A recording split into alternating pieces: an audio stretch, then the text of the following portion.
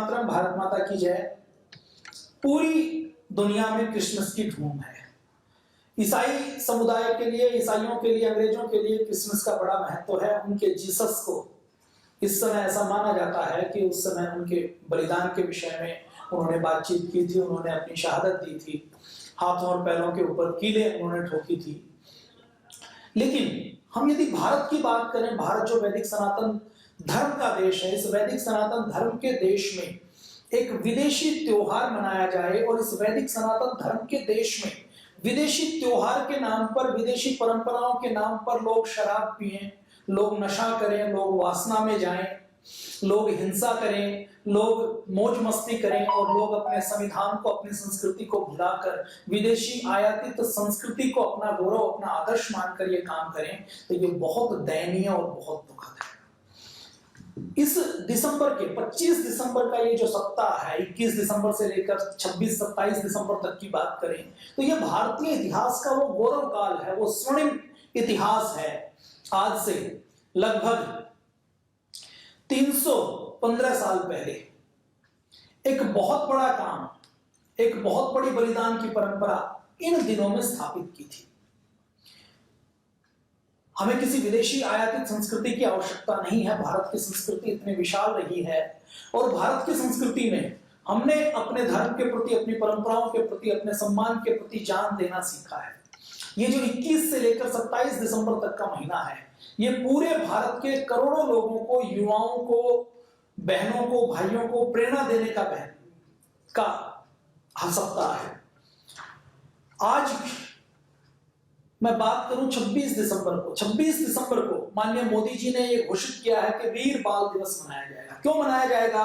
क्योंकि आज ही के दिन हमारे 2 साहिबजादे, जो आयु में तो बालक थे, लेकिन बालक होते हुए भी जिनका जो काम था वो बहुत महान था।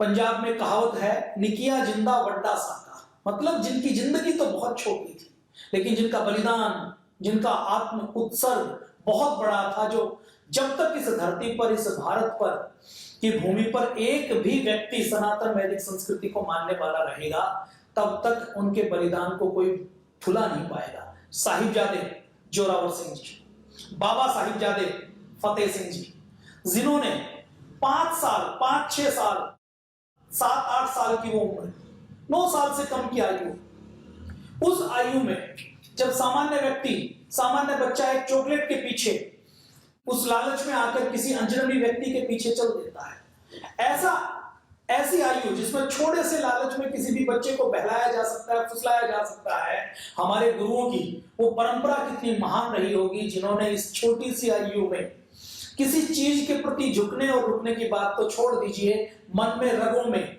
एक जोश और एक जुनून भर दिया कि हमें अपने देश, धर्म, संस्कृति, अपनी परंपराओं से विमुख नहीं होना। इसके लिए चाहे हमारी कोई जान ले तो जान देने के लिए तैयार हो जाएंगे। ऐसे साहिबजादों को बाबा वीर जोरावर सिंह जी, बाबा वीर फतेह सिंह जी को हम पूरे पतंजलि योगपीठ परिवार की ओर से नमन करते हैं। आप सबको पता है, गुरु गोविंद सिंह जी, हमारे गुरुओं की वो सारी परंपरा, गुरु अर्जुन देव सिंह जी से लेकर गुरु तेग बहादुर सिंह जी से लेकर गुरु गोविंद सिंह जी से लेकर सर्ववंशदानी वो परंपरा जिसमें धर्म की और देश की रक्षा करने के लिए उन्होंने अपने प्राण त्यागे, उसी परंपरा में गुरु गोविंद सिंह जी का लगातार संघर्ष मुगलों के साथ चलता रहता था। लगातार वो संघर्ष करते थे, लगातार लड़ाई करते रहते थे। थोड़ी सी सेना थी, कोई संसाधन नहीं है। एक तरफ ऐसे मुगल, औरंगजेब जैसे शासक जिनके साथ पूरे देश का राजस्व आता था, जिन्होंने लूट लूट कर अपने खजाने भरे हुए थे, जिनके पास लाखों की सेना थी, जिनके साथ बहुत से रजवाड़े, बहुत सी रियासतें खड़ी थी, और एक तरफ अपने स्वाभिमान की लड़ाई लड़ते हुए हमारे वीर गुरु गोविंद सिंह जी, गुरु गोविंद सिंह जी का संकल्प था कि हमें इन मुगलों के ऊपर हारना नहीं है, इनसे विचलित नहीं होना, इनके सामने झुकना नहीं है। तो सीमित संसाधनों में लगातार युद्ध करते थे, किले में रुके हुए थे, युद्ध कर रहे थे। मुगलों ने चाल चली कि आप किला छोड़ दीजिए तो हम आपके साथ समझौता कर देंगे। गुरु गोविंद सिंह जी ने अपने सैनिकों के साथ जब ये देखा कि कई महीनों से घेराबंदी चल रही है तो किला छोड़ दिया, और जब उन्होंने किला छोड़ दिया तो किला छोड़ने के बाद उन्होंने दोनों छोटे साहिबजादों को, बाबा जोरावर सिंह और बाबा फतेह सिंह जी को माता गुजरी देवी जी के साथ उन्होंने ये कहा कि आप अलग स्थान पर प्रस्थान कीजिए, हम युद्ध में जाते हैं। और अपने दोनों बड़े साहिबजादों के साथ सरदार अजीत सिंह जी और सरदार जुझार सिंह जी को साथ लेकर चमकौर के युद्ध में लड़ चले। युद्ध कैसा था चमकौर का? एक तरफ मुगलों की लाखों की सेना थी, एक तरफ कुछ हजार की सिख हमारे क्रांतिकारियों की, बलिदानियों की सेना थी। उस छोटी सी सेना ने चमकौर के युद्ध में एक ऐसा इतिहास रचा कि आज पूरे दुनिया में जब युद्ध को पढ़ाया जाता है तो ये पढ़ाया जाता है कि चमकौर का जैसा युद्ध हुआ, वहां पर एक पक्ष और शत्रु पक्ष के बीच में जो सैनिकों का रेशो था वो दुनिया में सबसे अधिक था। उस चमकौर के युद्ध में गुरु गोविंद सिंह जी की सेना ने पूरा मुगलों की सेना के साथ लोहा लिया, मुगलों के सैनिकों को गाजर मूली की तरह काटा। और जब सैनिक कम पड़े तो बड़े साहिबजादे सरदार अजीत सिंह जी, जिनकी आयु केवल 17 वर्ष की थी और जिनके समान युद्ध तलवार चलाने वाला कोई भी व्यक्ति पूरे उस समय पूरी सिख संगत में, पूरी सेना में नहीं था, ऐसे सरदार अजीत सिंह जी ने कहा कि अब आवश्यकता है, मैं युद्ध में जाना चाहता हूं। पंच प्यारों ने यह कहा कि आप युद्ध में चले जाएंगे तो आप हमारे गुरुजी के बड़े बेटे हैं, बड़ी संतान है, आपको सारी संगत को, सारी परंपरा को आगे चढ़ाना है, आगे जाकर आपको गुरु बनना है। लेकिन जब बेटे की इच्छा देखी तो गुरु गोविंद सिंह जी ने कहा कि नहीं, मेरा बेटा भी युद्ध में लड़ने के लिए जाएगा। ये वो परंपरा गुरु गोविंद सिंह जी, देखिए जब बचपन में छोटे हैं तो अपने पिताजी को कहते हैं कि आप युद्ध करिए, हम आपको आपके पीछे चलेंगे। और जब बड़े हैं तो अपने बड़े बेटे को युद्ध के लिए निकाल देते हैं, अपने हाथों से उनके अस्त्र सराते हैं। बड़े साहिबजादे अजीत सिंह जी चमकौर के युद्ध में जाते हैं, गाजर मूली की तरह मुगलों को काटते हैं। तीर खत्म होने वाले हैं तो मुगलों ने उनको घेर लिया, तलवार से लड़ाई करते हैं, तलवार टूट जाती है और सैकड़ों की संख्या में टिड्डियों की तरह मुगल घेर कर बड़े साहिबजादे अजीत सिंह जी के ऊपर हमला करते हैं और उनको बड़े संख्या में शत्रुओं के बीच में वो अपनी शहादत देते हैं, अपना बलिदान देते हैं। उसके बाद छोटे साहिबजादे जुझार सिंह जी, वो जब देखते हैं कि बड़े भाई ने बलिदान कर दिया तो उनकी आयु लगभग 15 वर्ष की आयु थी, वो भी युद्ध में उतर जाते हैं, तलवार चलाते हुए अपना बलिदान दे देते हैं। उधर माता गुजरी देवी अपनी दादी के साथ जो दो छोटे साहिबजादे सरदार जोरावर सिंह जी और सरदार फतेह सिंह जी दोनों जा रहे हैं, जाते हुए वो कहीं सुरक्षित निकलने के लिए मार्ग देख रहे हैं तो रास्ते में उनको एक देशद्रोही मिलता है। गंगू नाम का जो पुराना सेवक, जो देशद्रोही था, वो ये कहता है कि मैं आपको सुरक्षित रखूंगा। वो उनको लेकर जाता है और लेकर जाने के बाद वो उस जगह का पता, उस समय सर हिंद का जो नवाब होता है वजीर खान को बता देता है। वजीर खान के सैनिक जाते हैं, सैनिकों के साथ दोनों छोटे साहिबजादों को दादी के साथ माता गुजरी देवी जी के साथ गिरफ्तार कर लिया जाता है। गिरफ्तार करने के बाद उनको कहा जाता है कि तुम यदि हार मान लो, तुम यदि मुसलमान बन जाओ तो तुम्हें छोड़ देंगे। उनको डिगाने के लिए, उनको डराने के लिए ठंडे बुर्ज में पूरी रात उनको रखा जाता है। दिसंबर की वो कड़कड़ाती ठंड, जब कई लेयर कपड़े पहनने के बाद भी शरीर कपकपाता है, उस समय उन छोटे बच्चों ने बिना किसी कपड़े के खुली एक बुर्ज में कैसे समय निकाला होगा, आप कल्पना करके देखिए। पूरी रात उनको यातनाएं दी गई।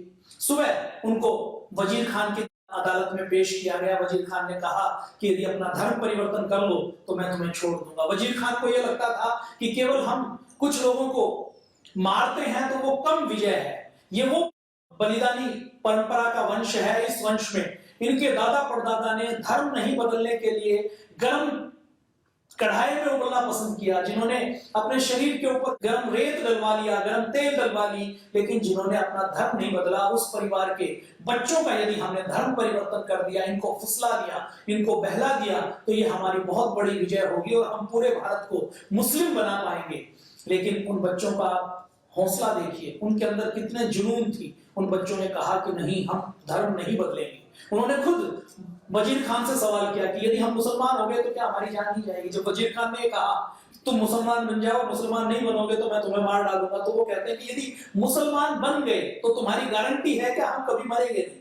जब वजीर खान ने कहा कि नहीं, मुसलमान भी मरते हैं, तो उसने कहा कि जब मुसलमान भी मरते हैं तो हमारे पूर्वज जिस धर्म संस्कृति का पालन करते हुए मरे हैं, हम उसी धर्म संस्कृति का पालन करते हुए मरना पसंद करेंगे, लेकिन धर्म परिवर्तन करना पसंद नहीं करेंगे। फिर पूछा गया, लोभ दिया गया, लालच दिया गया, बहलाने की, फुसलाने की बात की गई, लेकिन दोनों साहिबजादों का संकल्प देखिए क्या आयु होती है 7 वर्ष की, 5 वर्ष की, उस आयु में उन्होंने अपना बलिदान दे दिया। तो नवाब वजीर खान ने उनको जिंदा दीवार में चिनवाने के लिए उन्होंने आदेश जारी कर दिया। जिंदा दीवार में जब उनको चिनवाया गया तो छोटे भाई को देखकर बड़ा भाई शिकायत करने लगा। उसने कहा कि तुम दुनिया में मेरे बाद आए थे, लेकिन दुनिया में बलिदान देकर पहले जा रहे हो, तुम्हें यह सौभाग्य मिला है। और उन दोनों साहिबजादों ने आज के दिन अपना बलिदान दिया था, अपना धर्म नहीं बदला था। तो ऐसे साहिबजादों को हम नमन करते हैं, वंदन करते हैं, जिनसे हमें बहुत गहरी प्रेरणा मिल सकती है, बहुत गहरा हम उनसे सीख सकते हैं। गुरु गोविंद सिंह जी के इन चारों साहिबजादों का बलिदान इसी एक हफ्ते में हुआ है। हमारे लिए कोई उत्सव मनाने का दिन नहीं है, हमें इतिहास से प्रेरणा लेनी है। आज भी पंजाब में ऐसे लाखों सिख परिवार हैं। जब माता गुजरी देवी और गुरु गोविंद सिंह जी अपने बच्चों से अलग हुए तो उन्होंने दिसंबर के महीने में नंगे पैर सरसा नदी को पार किया था। तो आज भी ऐसे लाखों परिवार हैं जो इस हफ्ते में नंगे पैर सरसा नदी को पार करके उस ठंड को, उस अत्याचार को महसूस करने की कोशिश करते हैं। आज भी पंजाब में ऐसे लाखों परिवार हैं जो इस एक हफ्ते में जमीन पर सोते हैं, इस एक हफ्ते में कोई उत्सव नहीं मनाते। तो हमें अपने साहिबजादों से प्रेरणा लेते हुए ये ध्यान रखना है कि हमारे लिए हमारी मर्यादाएं, हमारी संस्कृति, हमारा धर्म सर्वोच्च स्थान पर है। हमें उससे किसी भी तरीके से समझौता नहीं करना है। और पूरी दुनिया में सबसे अधिक महंगी जमीन यदि कोई खरीदी गई तो वो सरहिंद में खरीदी गई थी। जब सरहिंद में दोनों साहिबजादों की शहादत के बाद जब उनके अंतिम संस्कार के लिए किसी ने जमीन नहीं दी तो उस समय सरहिंद के नवाब के जो वजीर थे, वजीर टोडरमल जी ने यह कहा कि मैं इनका अंतिम संस्कार करना चाहता हूं। तो वजीर खान ने कहा कि कहीं भी इनके लिए जमीन नहीं दी जाएगी। तो टोडरमल जी ने कहा कि आप बताइए इसकी कीमत क्या लेनी होगी। तो उन्होंने कहा कि जितनी जमीन के ऊपर तुम सोने की असरफियां खड़ी करोगे उतने मूल्य पर आपको जमीन मिलेगी। तो 4 स्क्वायर मीटर जमीन, 4 गज जमीन के लिए उस समय सोने की असरफियों को खड़ा किया गया था। पूरी दुनिया की सबसे महंगी जमीन साहिबजादों के लिए उनसे प्रेम करने वाले एक टोडरमल ने खरीदी थी, जिसकी कीमत आज लगभग 250 करोड़ मानी जाती है। न्यूयॉर्क से लेकर, अबू धाबी से लेकर, बुर्ज खलीफा से लेकर, लंदन के टाइम्स स्क्वायर से लेकर कहीं भी हम देखें तो कहीं भी इतनी महंगी जमीन की कीमत आज भी नहीं है जितना हमारे बलिदानी साहिबजादों के लिए हमारे एक देशभक्त ने खरीदी थी।